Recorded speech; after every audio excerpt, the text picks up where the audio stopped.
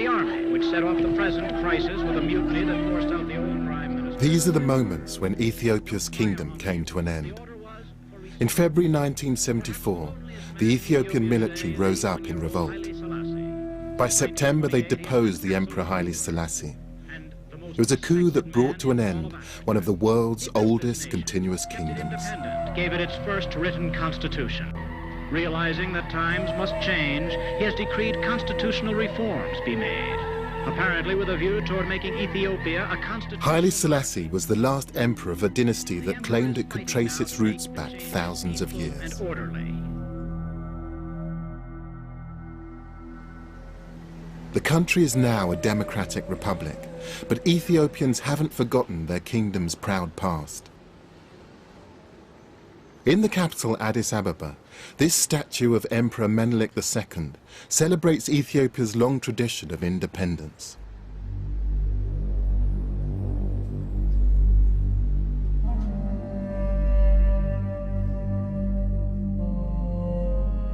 At a time when much of Africa was being colonized by European powers, Menelik II's army fought off an Italian attempt at conquest.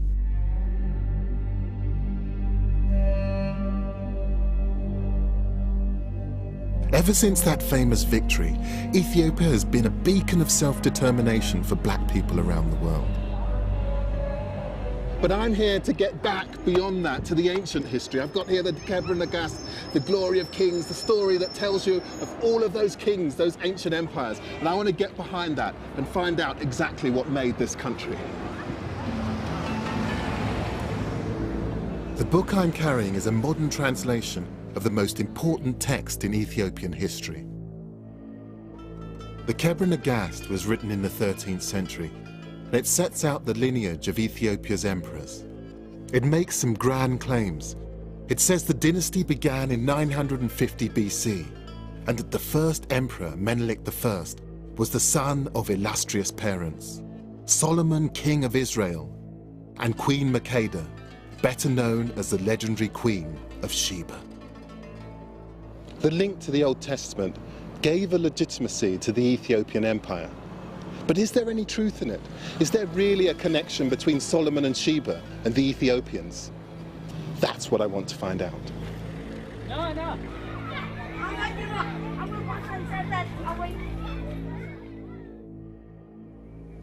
I can't speak to an emperor, but I do have an audience with Ethiopia's most important spiritual leader, the head of the Ethiopian Orthodox Church. As with most ancient kingdoms, the Ethiopian emperors claimed their power came from God. Church and state were inextricably linked. So evidence of the origins of the church might throw some light on the history and origins of the Ethiopian kingdom.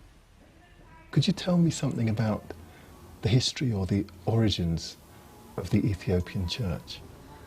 1,000 years before Christianity, Ethiopians have accepted officially the Old Testament order, and they have followed for 1,000 years.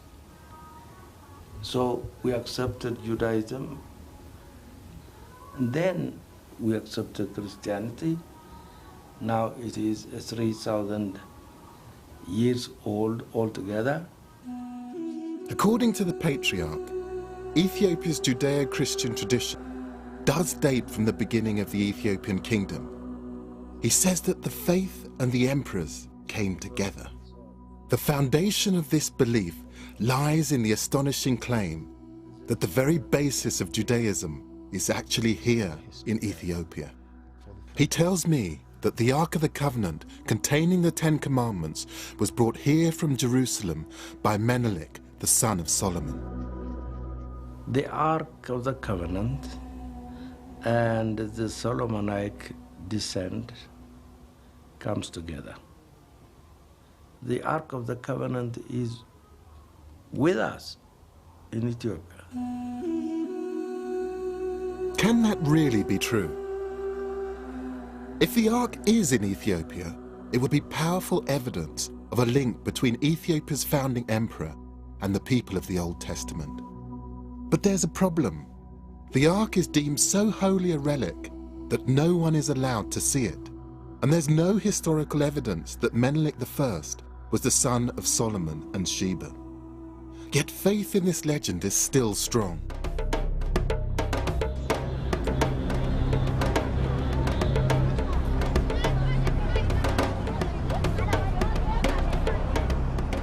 I want to find out why it endures and discover whether it's true.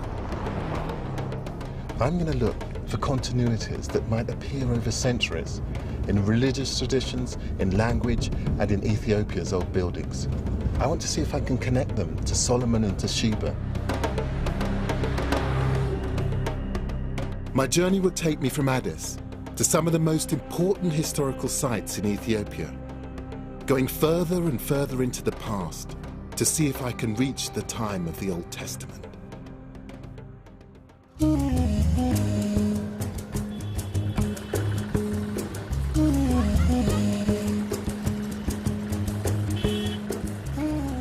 My guide here is Habtamu Mamu. We've come to one of Ethiopia's most important cities, and it's something of a surprise to me. So this is the old city? Yeah, this is one of the 5 main gates of Harar. Right. The legend of Ethiopia's unbroken Judeo-Christian history isn't that straightforward. Harar is a Muslim city. It's like a warren. And it confounds my expectations in other ways too. Ethiopia's modern history has been blighted by drought and famine. But in places unaffected by shortages like Harar's market, trade is brisk.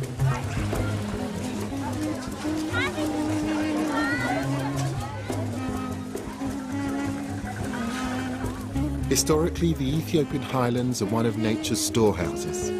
More crop species are found here than in any other part of the continent. Frankincense used in churches and temples for centuries grows wild here.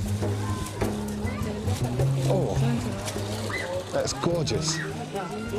What do I do with this incense?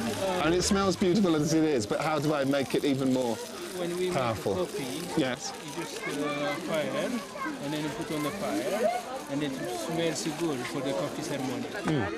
Thank you very much. Thank you. What should I be saying to her? I'm a seconado. I'm a seconado. And I apologize for being so English about it. For at least 2,000 years, Ethiopians have traded frankincense north to the eastern Mediterranean, along with a lively trade in other goods. Coffee was first cultivated here in the 9th century, but it isn't the most popular item for sale. This is chat. And it's the stuff that they eat. And what is it good for you? What does it do? The chat. It's very good that it makes you awake. It's just the stimulant. It makes you strong. It stimulates you more. It's to make me Stimulate. really. As well as its secular uses, chat is used here by Muslim mystics to help them on their spiritual journey. But perhaps it's not a surprise that there should be such a strong Muslim population here. After all, it's only a short hop across the Red Sea to Yemen and Saudi Arabia. But what is remarkable is the role the Muslim population played in maintaining Ethiopia's independence, shoring up the relationship between Ethiopian Christianity and royal legitimacy. Back in the 17th century, Ethiopian Muslims made common cause with Ethiopian Christians in a deal brokered by Emperor Fasilides.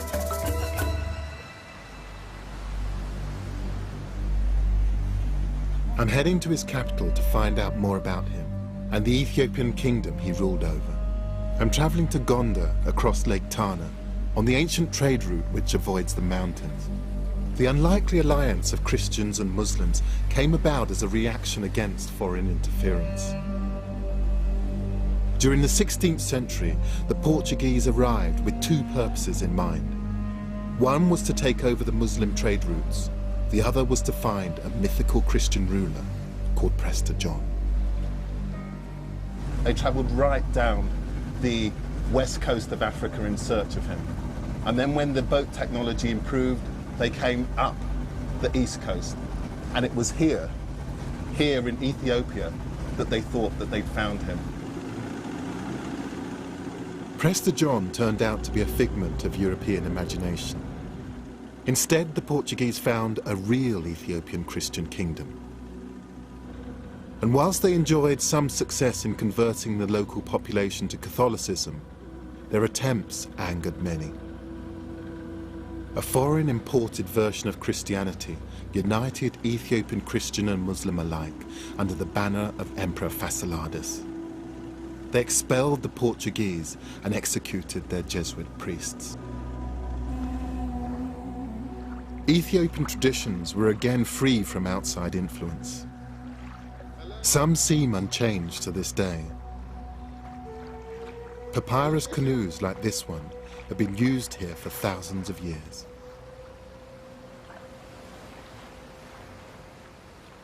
Could you ask him if he's caught anything today? Oh. You are... I know someone. So you can buy the fish. They can buy the fish. How much for them? What kind of fish is this? Tilapia. Tilapia.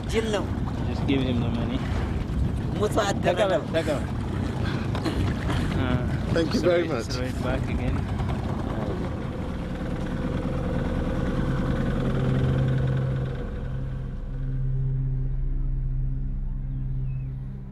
To the north of Lake Tana lies Gondar, Ethiopia's 17th century capital. It's dominated by an impressive castle. The city was built by Emperor Fasciladas in 1635, the man who brought Christian and Muslim together in common cause. I've arranged to meet the curator here, Getch Yigso. Hello, sir. Hello, Getch. Yeah, you're welcome. Lovely to meet you. Good. This is so spectacular. So what am I looking at So here? you'll see a real African castle. This is really the first place black people who live in a castle. In palace in Ghana and in Morocco, in Tunisia, such castle. This is the first and only castle. The man who built it was determined to defend Ethiopia's independence. Getch tells me that Emperor Fasciladas was a strong leader in control of a significant capital. Oh yeah, because in Ghana at that time there was about 60,000 inhabitants, you can imagine. That was 400 years ago. It's a big town. So we're able to imagine that he was a kind and very visionary man, very wise man. That's why he built such an edifice, an impressive castle. Fasciladas wasn't just displaying his power with this building. There are telling clues that he was also asserting his legitimacy by reminding people of the link to King Solomon and the people of the Old Testament.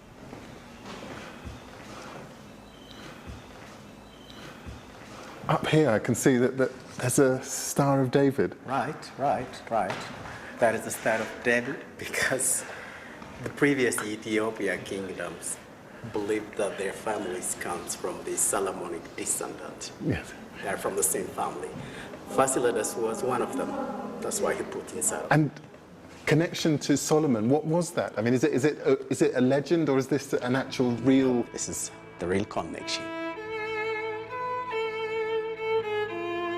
I knew that it would be difficult to separate fact from myth. Here, it seems impossible.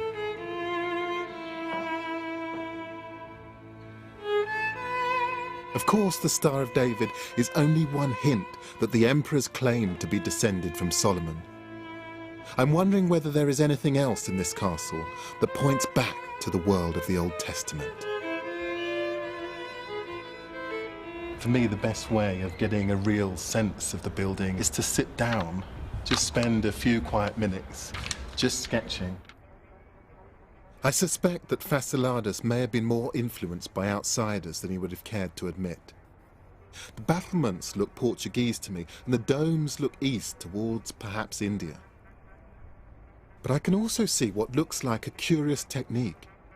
in the way the long wooden beams have been used in the stone building. I'm particularly interested in how the architect has used this beam to support the masonry, and it's a wooden beam. It's quite unusual for it to be that long. The beam's unnecessarily long for its function. My hunch is the design may be a throwback to an earlier time. It's almost like an architectural quote. To see it here in this site where they've absorbed influences from all over the neighbouring regions is absolutely fascinating. Details like the beam suggest that while there were some outside influences on the kingdom, local heritage and traditions were fundamental.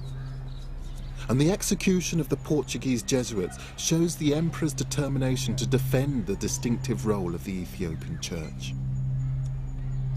Just as in Western Europe, many of the oldest buildings still standing in Ethiopia are churches. And I feel sure these buildings can tell me about the relationship between the emperors, their faith, and their history. This church was built by Emperor Yasu, a close successor to Fasciladas in the 17th century.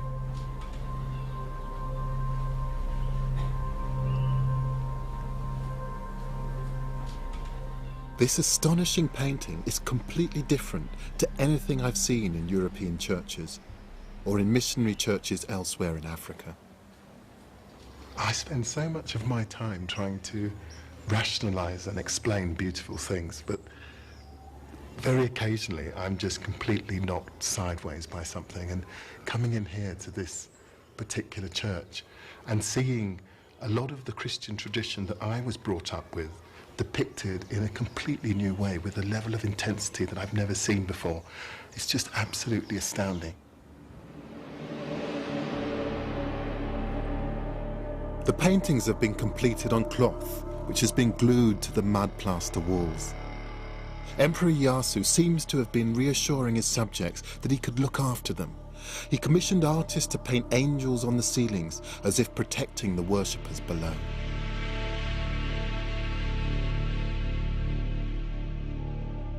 It's a stunning example of the individuality that the emperors were so determined to preserve.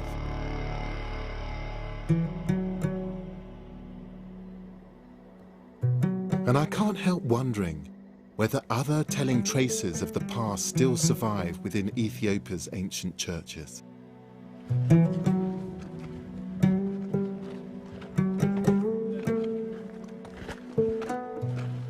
It's Sunday morning, and I'm going to a service at a church far into the highlands of East Gondar.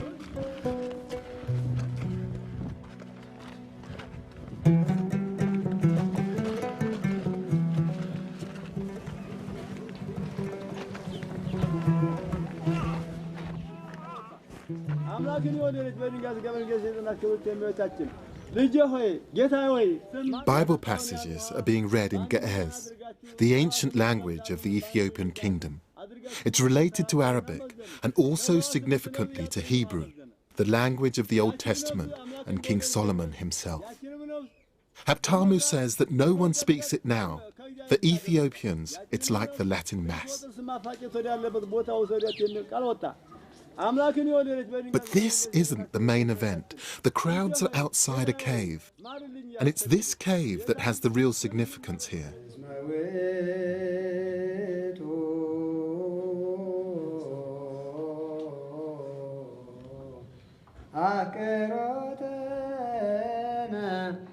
This place contains beehives, which are regarded as holy by the congregation.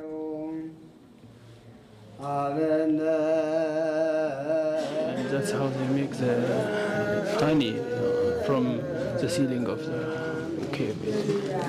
Amazing. And that's why it's considered that it is a holy honey, because they are in the church. They died in the church.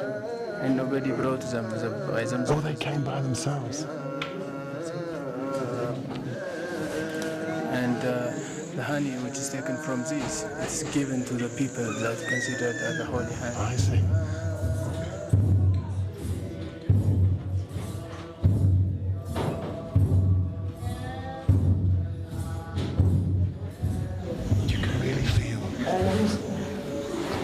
real feeling of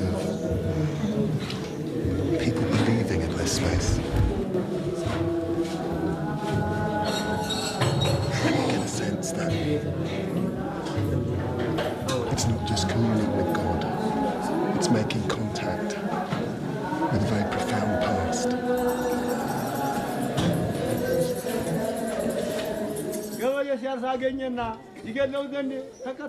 Honey is a staple of Ethiopian religious and everyday life. From the honey, the Ethiopians make a kind of mead, which is called tej. It is both the national drink and the communion wine.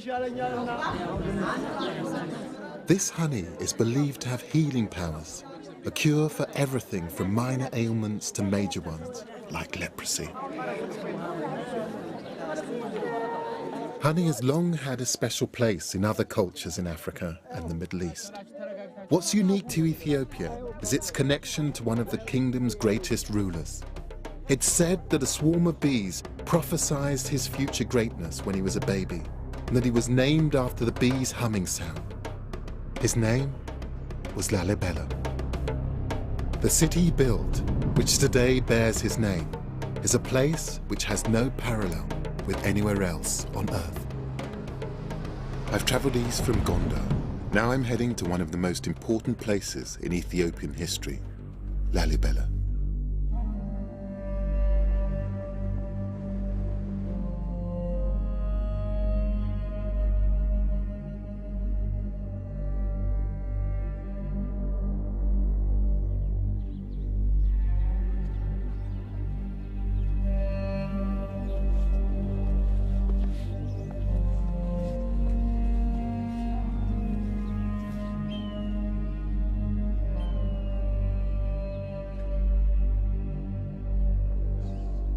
Not much that could prepare you for that.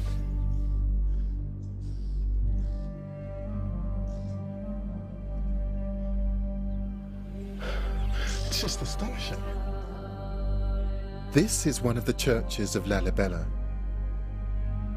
They've been sculpted out of the mountain, each one carved from solid rock. You get a sense of just what a huge amount of energy it must have taken to excavate this hole and to do it with such incredible precision. Every single one of those angles is just so precise. You can still see the subtle incline of the hill on the roof, but the actual body of the church. And if you designed it, made it in concrete with molds, you couldn't make it more precise. It's just astonishing.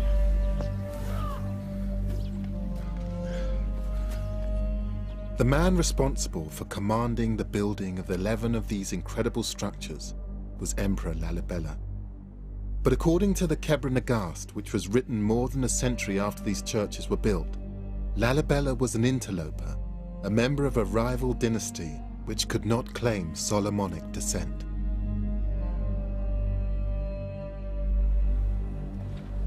However, Lalibela claimed God commanded him to build these churches, and in so doing, he attempted to claim legitimacy as an emperor because he was doing God's work. A legend grew over centuries that the buildings were completed at superhuman speed. But recent research by a team of French archaeologists, led by François-Xavier Fauvel, suggests otherwise. Usual story on Lalibela says that the whole churches were built at the same time during a very short period of time, whether it was 3 nights and 3 days or 24 years. Yes. But basically this is the same story. And now we are starting to expand the sequence, yes. And which covers now a number of centuries. Yes. We have occupations here, human occupation, centuries before the 13th century, yes. and the architectural program of Lalibela develops on 2 or 3 centuries, yes. From the 12th to the 15th century at least. We can go inside here. There's still a great deal that historians don't know about Lalibela. It's unlike any other archaeological site, in that it's almost a case of archaeology in reverse. So in that way, it is not an archaeological site. and it is, and you have to wash your mind about all this kind of previous way of thinking about architecture and archaeology. Instead of having successive deposits, you have just successive removals of stone, and instead of having this deposit accumulating and giving you information about the successive occupiers of the place, you have people who, the more they removed, the more they erased traces of people that were here before. The French investigations are expected to go on for at least 4 years. Emperor Lalibela left an intriguing legacy, one which underlines the uniqueness of his kingdom. It's down here outside, when you don't actually just have the light radiating straight down onto it, that you can begin to see just the intensity of the colour of the rock. And it almost glows. It just blows you away because it's completely unlike anything I've seen before. And that isn't just in terms of the design, but it's just thinking about, what does it take to do something like this?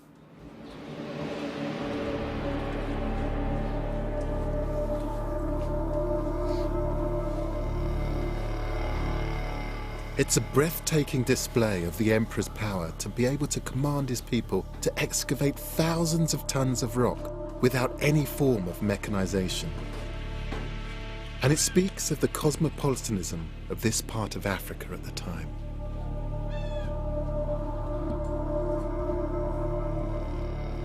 They brought images, influences from all over Christendom and beyond. I look at the influences and I'm just amazed that there's a two-headed eagle that you might see in Constantinople. There's a Star of David, and in the centre of the Star of David is a cross. And in the friezes above the arch are what look like Greek icons. It's an astounding coming together of different cultural influences to create something which certainly aesthetically works, but also sends a signal about this being a new centre of religious thinking, a new Jerusalem.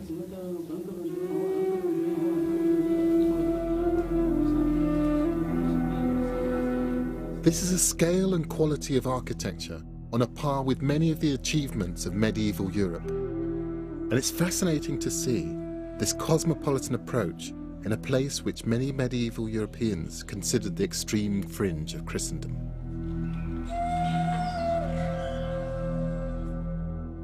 Thousands of pilgrims made the journey here to worship, and 700 years later, they still do. People come here to the 11 churches of Lalibela from all over Ethiopia and beyond.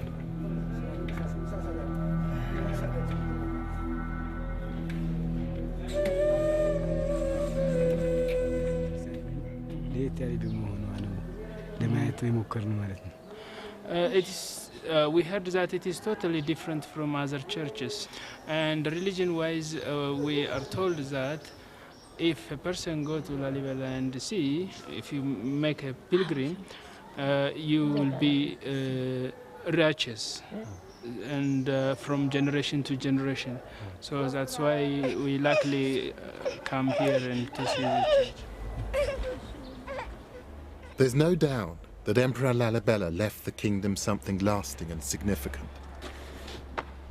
It might also provide me with another clue that takes me further back into the past in my search for the kingdom's origins. The architectural features are very distinctive. These shapes are thought to represent the rising sun, and the lower windows have a variety of cross designs.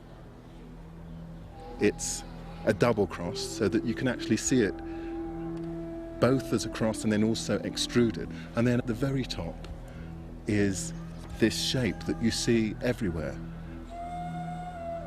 One of the things I beginning to think about this building is, just looking at these windows, you are forced to ask the question, why? Why these shapes? But also, why go to this length of bother to create something quite so complex? But more intriguing than the windows are the blocks at each corner. They look almost like beams, but the way these churches have been created means that they're architecturally unnecessary. This building is completely made from solid rock, so there will be no need to have any supporting structures inside it. And yet it has some of those sorts of supports running all the way along the length of this building. The use of apparently structural features as pure decoration tells me that they've been copied from buildings that already existed. Architectural quotations, if you like. It also suggests that those earlier buildings may have been important to the people who built Lalibela. Remember, according to the Kebra Nagast, Lalibela was not descended from Solomon, so perhaps in copying an architectural style, he was emphasizing his claim to be the heir of earlier rulers. Maybe in this architecture lies Lalibela's claim to royal legitimacy, to biblical descent, and to greatness.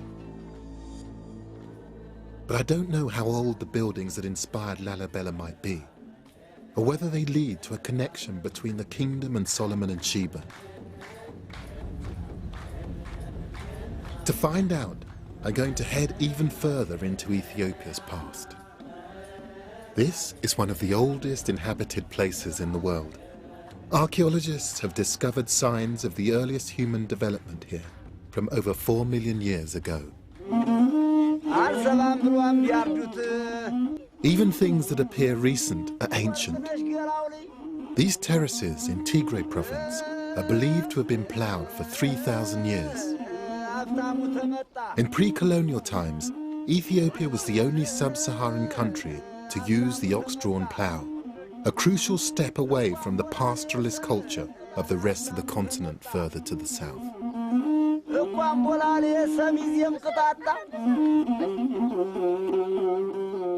The terraces rise from the bottom of the valleys to the mountain peaks, and they all have to be ploughed in time for the rains in a few weeks' time. I want to try my hand at a 3,000-year-old skill. I'm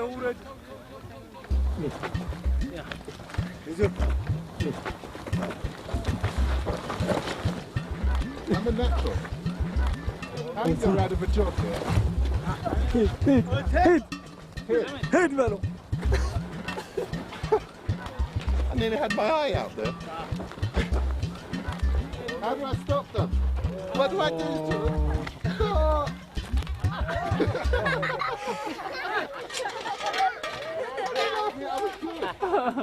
There is a serious point to all of this, and it's that this method of agriculture was unique to these highlands, and it doesn't appear to have spread quickly to surrounding areas. It underlines the isolation and separateness of life here. It's hard work. It must be about 90 degrees out here. I must admit, I really wouldn't want this as a job. He's just as bad at steering as I am. I might have to give him a few tips, I think.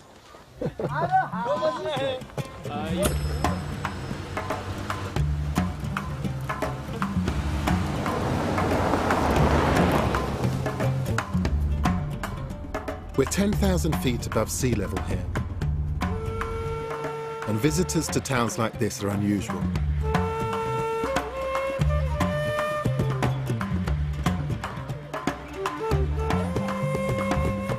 I wonder whether isolation like this is why Ethiopia's traditions seem to have lasted so long.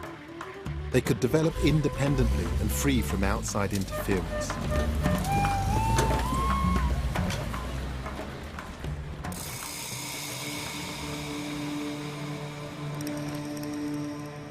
But there are few places in the world more self-consciously cut off than my next destination. In the far north of Ethiopia lies Debra Damo, one of the most important sites in the country. Debra Damo is one of the oldest buildings in Ethiopia, and it sits on top of this imposing Table Mountain. It's a monastery dating back to the 6th century, and its famed isolation is justified. The only way to get to it is by climbing a rope made of goat skin up a steep cliff. And hopefully do a quick prayer for us as well. I need all the help I can get. Good luck, Haftamu. Thank you. It seems like a good idea to send Haftamu up first. He can show me how it's done. Oh.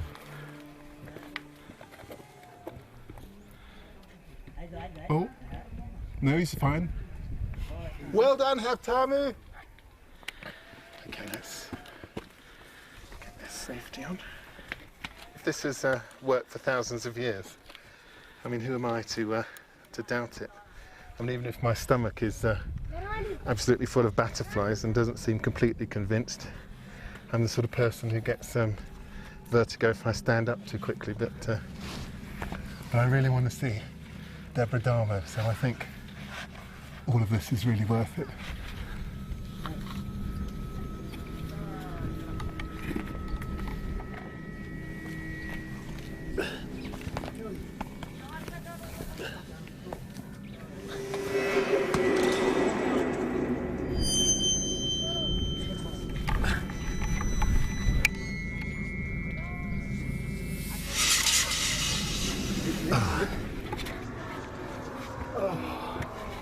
Oh,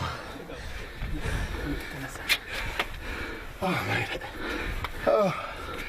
Oh, that probably wasn't very dignified, but I don't care.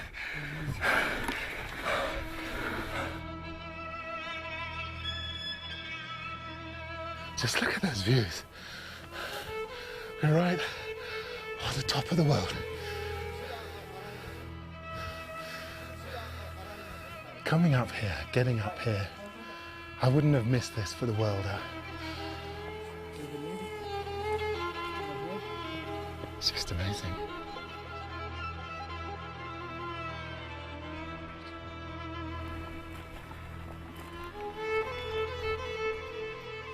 When the monastery was first established, it's believed that up to 1,000 monks lived up here. Today there are around 300. It's said to be one of the oldest permanently occupied Christian communities in the world, and it's at least 500 years older than Lalibela. It was built thanks to another Ethiopian emperor, Gabra Mescal. He ordered the construction of a colossal ramp to help get building materials up onto the plateau. Once the monastery was completed, the ramp was demolished and Debra Damo was isolated once more. And the monks continue to take their separation seriously. So they don't allow women up here, is that right? That's why.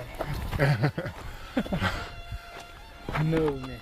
No women at all? No women at all.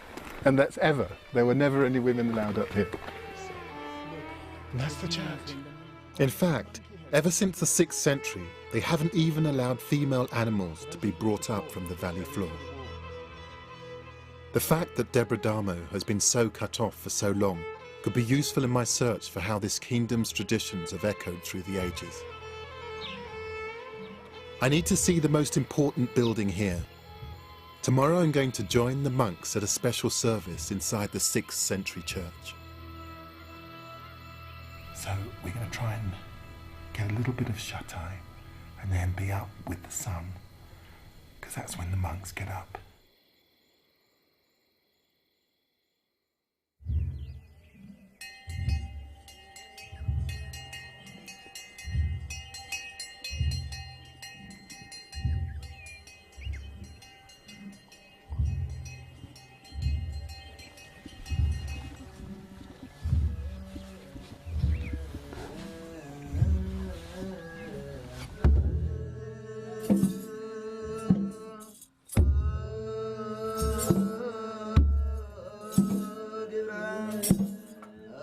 Like every religious ceremony I've seen in Ethiopia, their unique approach to Christianity is evident. But it isn't just the service that's catching my eye, it's the building it's being held in. The most amazing thing is to see some of the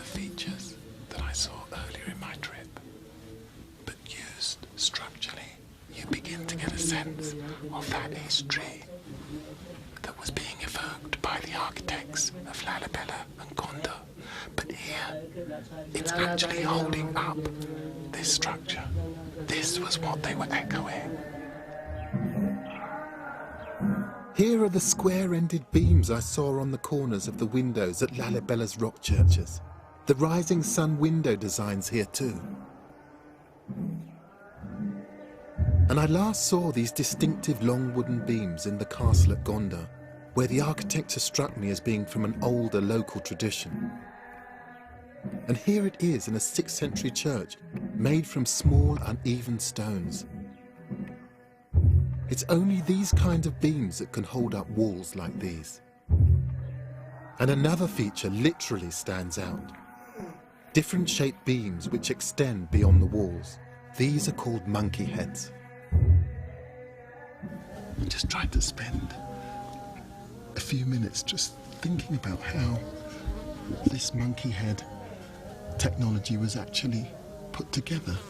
And what I think is that these heads represent the end of a sort of dumbbell-like piece of wood that sat across a beam. And basically, because the ends were wider than the body of these structures, it actually meant that the pressure from above helped to keep the building taut. This actually meant that you could actually build more than one story on these buildings.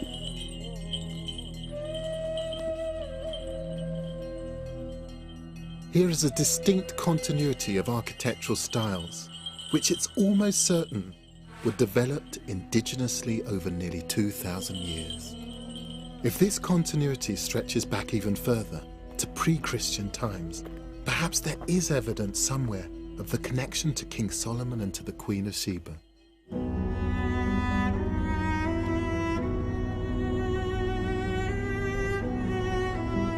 Debra Damo deliberately cut itself off from the world.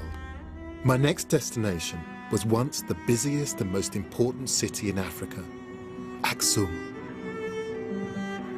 The interesting thing is that at the time that Debra Damo was being founded, Aksum was a huge, thriving city. And I'm just reading this book, which is about Aksum at its height, about it being a huge ivory market and people coming from all about to trade with this enormous empire. The book is the Periplus of the Erythraean Sea, a 1st century travel guide which describes Aksum as a thriving, bustling city. In fact, other documents of the time ranked Aksum alongside Rome, Persia and China as one of the 4 great world powers. Given its significance, I think it's remarkable we know so little about its history. After all, Aksum has a considerable claim to fame. This, according to Ethiopians and their Orthodox Church, is where the son of the Queen of Sheba and King Solomon actually brought the Ark of the Covenant 3,000 years ago. Ethiopian Christians believe that beyond these walls is one of the foundations of the Judeo-Christian tradition, the Ark containing the 10 Commandments. Until 1974, that Ark was the cornerstone of the legitimacy of the kingdom itself. The existence of the Ark here would go a long way to prove that the Ethiopian dynasty of emperors was founded by King Solomon and the Queen of Sheba. It would confirm the legends that have lasted for centuries. But the Ark is deemed so holy that no one is allowed anywhere near it. I can't go beyond this point here, because in that chapel there is where the Ark of the Covenant is said to be held. Security is tight, and it must be kept that way to maintain the faith in the foundations of the Ethiopian Orthodox Church, and by extension the legitimacy of centuries of kings. If the Ark is not inside this building, then the foundations of the Church and the Ethiopian royal line would be destroyed. But the Ark is not the only potential evidence of this kingdom's ancient heritage. My search for Ethiopia's past continues, right next to the Ark's purpose-built resting place. And now that building may be very new, but come and have a look over here.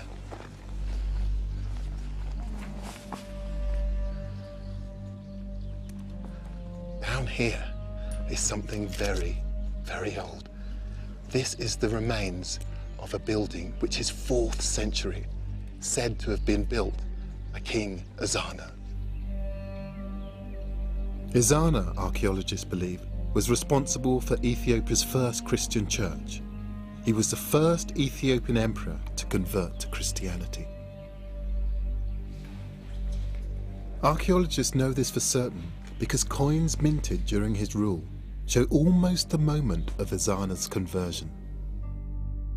One coin has a Christian cross in its design, but another, earlier coin, shows the pre-Christian religious symbol of the crescent moon and the sun. This is hugely significant. It means that there was a continuity of ruler before and after Ethiopia became a Christian country. The Judeo-Christian tradition here does seem to be unbroken. The coins confirm another fact. By the 4th century, this was a significant, well-established kingdom. This was the only place in sub-Saharan Africa at that time known to have issued currency.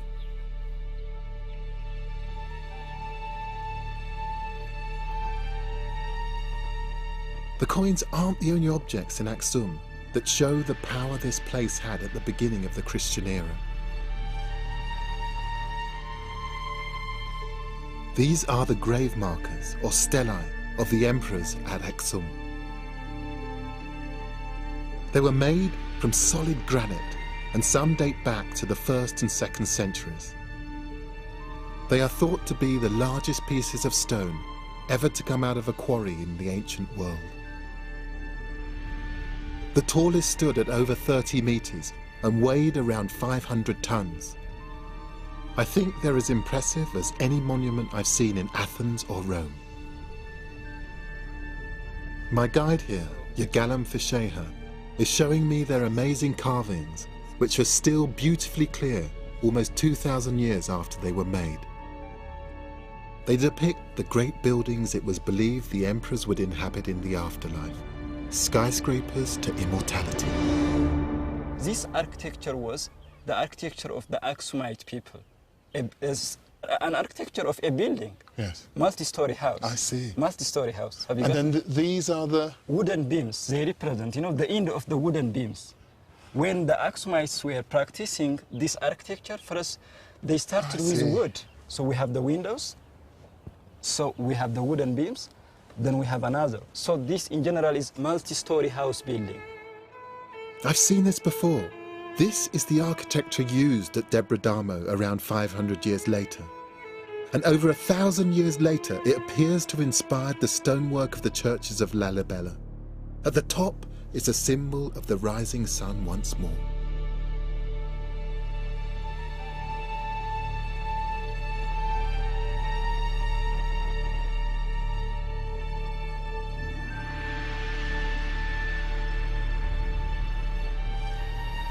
I've had just a very quiet epiphany moment when this journey has begun to really make sense.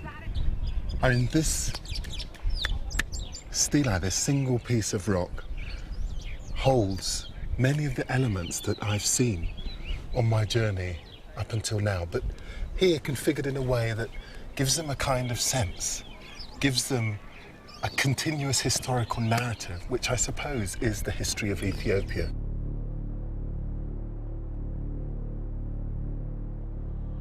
The features on these stelae, marking the ancient burial places of Ethiopian emperors 2,000 years ago, have been consciously echoed down the years by the emperors that followed them. What I'm seeing at Aksum are continuous traditions taking the story of the Ethiopian kingdom back to the beginning of Christianity. But I still want to find evidence that the kingdom might go back even further, to the days of Solomon and Sheba. Yirgalem has one more ancient artifact to show me. Wow, what's this? Here we have a memorial stone inscription, which was written in the beginning of the 4th century by King Ezana, wow, the first Christian king of Aksumite kingdom. So what's inscribed on it? The message of the inscription is more about his military victories and more about his political power. It's a proclamation, a kind of tourist information sign, telling visitors to Aksum about the might of the emperor. And it's multilingual, the inscriptions in the local Ge'ez language, still used in church traditions. It's in the international language of the day, ancient Greek, and it's in a language called Sabaean. Sabaean was spoken only for a brief time, and only in this part of Africa and southern Arabia.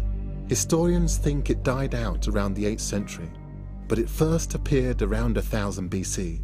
It's the language of Saba, the part of Yemen where the Queen of Sheba is said to have come from. This stone is from the 4th century AD, 1400 years after the Queen of Sheba is supposed to have reigned. It's not the Ark of the Covenant, but it does point me deeper into the past in my search for the kingdom's origins. It's thought that the kingdom of Aksum was a continuation of a civilization which had existed nearby. That's where I'm headed now. Just 20 miles away is a town of Yeha. It could be the Old Testament world I've been looking for. In this ancient town is a pre-Christian temple. There were worshippers here when the Old Testament prophets were writing. Over here, there would have been an altar. And it's quite a deep well beneath the altar because there would have been ritual sacrifice here. This would have been a place in which the blood would have been allowed to drain. An important part of Old Testament Judaism was making offerings in the form of slaughtered sheep and goats. And this may well have been a baths where people would have come to cleanse themselves. I mean, this building suggests all sorts of things. Not much is known about the people who built this temple, but archaeologists believe this is the oldest surviving building in Ethiopia. And it predates everything that we've seen up until now. And the quality of this brickwork, it just belies the fact that this building is 500 BC. That means it's older than the Parthenon in Greece, and centuries older than Rome's Colosseum.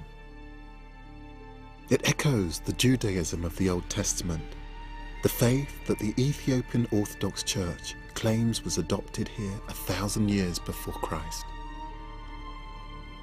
And it echoes what the patriarch told me at the start of my journey. So we accepted Judaism, then we accepted Christianity. Now it is 3,000 years old altogether. But the most exciting thing about this temple is a collection of artifacts found inside it. They're now kept nearby in this small Christian church. And I think they might offer a final clue about Solomon, the Queen of Sheba, and the ancient kingdom of Ethiopia. Praise God. Yeah. Thank you.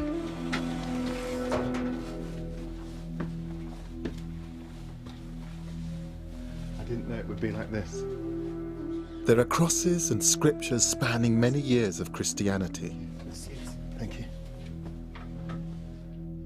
And there's an incense burner which doesn't belong in any church. It's been carved with the pre-Christian symbol of the crescent moon and the sun. Archaeologists think it dates from the 5th century BC. And from the same era as the burner are these stones, inscribed in the language of the Queen of Sheba, Sabaean. These are almost certainly objects from the time of the Old Testament, and they show an ancient link between Ethiopia and Saba, the home of the Queen of Sheba.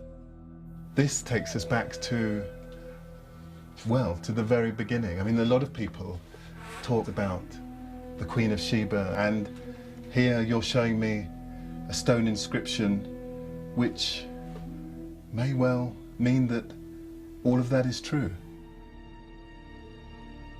It's pre-Christian evidence of the Queen of Sheba's language in the heart of ancient Ethiopia. It means it's just possible that the legend of her son founding Ethiopia's kingdom is based in fact. I wanted to find out whether there was any truth in the legend of Ethiopia's kingdom being founded by the son of King Solomon and the Queen of Sheba. In Ethiopia, separating legend from fact is difficult. The stones in the church, inscribed with the Sabaean characters, are estimated to be 2,500 years old. Not quite the 3,000 years the church claims for its connection to the Old Testament, but not far off. And whilst there might not be proof of a blood connection to Solomon, there is a striking cultural connection to the world of the Old Testament.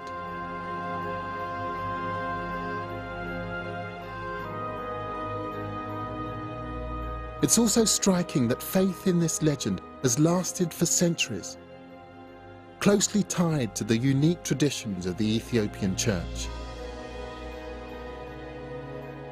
I think it's endured because of Ethiopia's determination to resist the influence of outsiders and to remain independent.